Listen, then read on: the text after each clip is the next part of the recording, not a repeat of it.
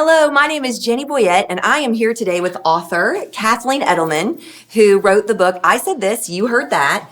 And we want to dive in just to some easy questions that we've gotten along the way. So the first one, most people get the book, and the first thing they do is the assessment. That's right. And it's 40 questions, and we've gotten some questions about what mindset should they be in when they take the questions, or if they disagree with some of their answers. So And that's a great question. Yeah. Because honestly, it took me years to even come up with an assessment that could be done outside of my office. Because really what we're trying to do is we're trying to collect data, and we're trying to figure out what you are on your best day, or how you would naturally respond to a certain situation.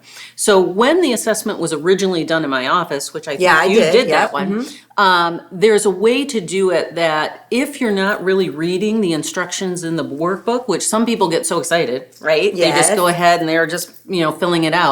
What I'm going to ask everybody to do is pause. I want you to get in a mindset where you take off all your hats. This is an assessment that's just between you and God. God created you. He designed you. That's what you're trying to find out is your authentic design. So what we want to do is take off the mom hat, take off the dad hat, the sister, the brother, the work person, the boss, the employee. All those hats have to be taken off. And it's just between you and God on your very best day. Okay. So then you pause. And then when you're there, you say, to yourself, I'm going to read all 4 questions. See, we get caught up in descriptive words, and that's what can skew the assessment. Okay. Tell me about that. What do you mean by descriptive words? People have done so many assessments. So, I mean, really, they have. So they may be looking and they may see the word laughter or fun, and immediately they circle that because of the descriptive word without really reading the statement. Okay. So, and that's what we don't want to do that.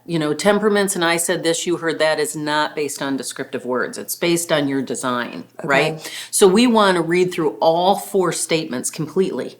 When you read through all 4 statements, usually one of them jumps out at you immediately. And you go, oh yeah, that's me. That's how I would naturally respond, right? If it doesn't, so this is what happens. If it doesn't, or you come up with a third temperament, what I want you to do, even if you're going to just do it for the first time, read through all 4.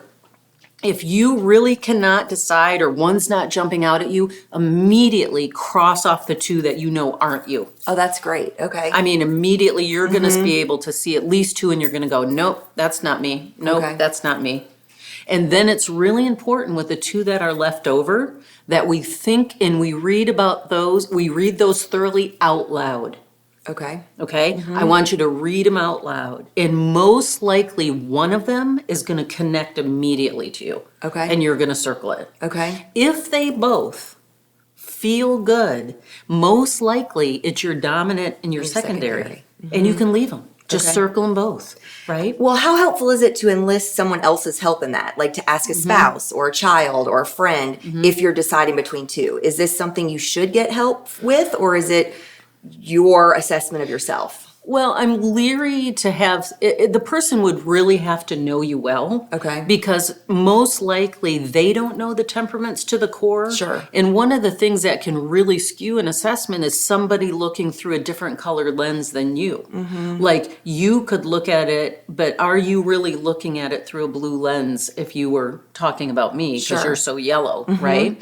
But you could look at them and kind of go, well, I feel like this is where I see you. What do you feel like? And maybe talk about scenarios that you see me doing something like that.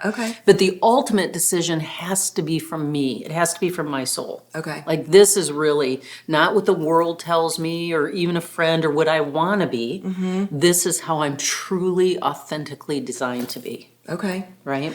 My other question with this is, what if it's just really impossible for you to take off the mom hat or the business hat? Is there a time of your life that you should go back to, like when you were a teenager, how you naturally responded? Or is there a certain, age that you can look through this to answer those questions? A lot of people like that whole going back to a child thing, but some people don't have great childhoods, and some people have, when we talk which I'm sure we'll do an episode on masking, a lot of that sometimes can come from parenting and come from your situation. So to find a point may be difficult. It'll be much easier to just think about a time where, like, what you would like or feel like you are on your very best day. Okay. Like everybody has a best day. Right. Where you just really felt your best on that day. Sure. And you can read that and even identify a weakness on your best day. All right. Does that make sense? It does. And I Good. think that's super helpful. Yes. So thanks for joining. Thank you.